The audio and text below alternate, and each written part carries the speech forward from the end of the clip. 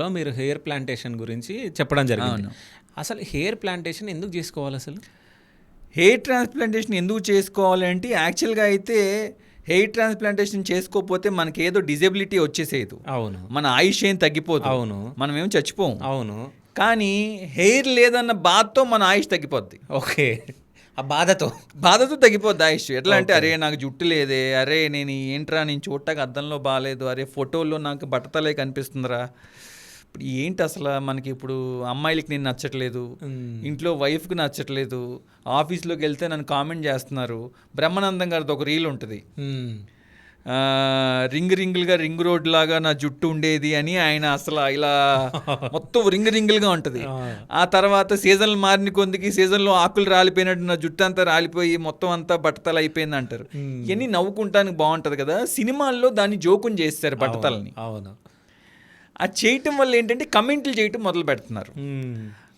Matches చూస్తున్నప్పుడు బట్టతల ఉందని, ఏదైనా ప్రపోజ్ చేసినప్పుడు బట్టతల ఉందని, ఆఫీస్లో ఎవరు మన కమెంట్ చేయకపోయినా మనకు ఒక ఇన్సెక్యూర్ ఫీలింగ్ వస్తుంది. మనం చూస్తున్నారేమో, అరే మనకు చూస్తున్నారేమోనని, అరే మనకి వాడి జుట్టు బాగుందే మనకి జుట్టు లేదు అని comparison.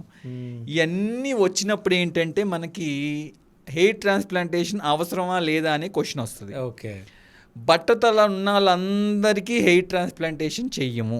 Okay. First of all ఎవరికి చేస్తామంటేనండి, హెయిర్ లాస్ అయిపోయి మెడికల్ మేనేజ్మెంట్ ట్రై చేసి, మందులు ట్రై చేసి, మల్టీవైటమిన్స్ ట్రై చేసి, స్ప్రేలు ట్రై చేసి, జిఎఫ్సీలు ట్రై చేసి, ఎన్ని ట్రై చేసినా జుట్టు రావట్లేదు, అయినా కూడా వాళ్ళు అలసిపోకుండా జుట్టు కోసం ట్రై చేస్తున్నారు అనుకోండి, అప్పుడు హెయిర్ ట్రాన్స్ప్లాంటేషన్ చేస్తాం. ఓకే, ఇదొకటి. రెండోది, కొంతమంది జెనెటికల్ బాల్నెస్ ఉంటుంది, male pattern baldness, androgenic alopecia, different terms ఉంటాయి, చెప్తే మీకు బోర్ కొడుతుంది ఇప్పుడు. సో ఫాదర్కి బాల్నెస్ ఉంటుంది, లేదంటే మేనమామలకు బాల్నెస్ ఉంటుంది, లేదంటే గ్రాండ్ ఫాదర్కి బాల్నెస్ ఉంటుంది. ఆ జీన్స్ మనం క్యారీ చేసి ఆ టెస్టోస్టెరాన్ ఇన్ఫ్లుయెన్స్తో మనకి జుట్టు బాల్నెస్ వచ్చేస్తుంది.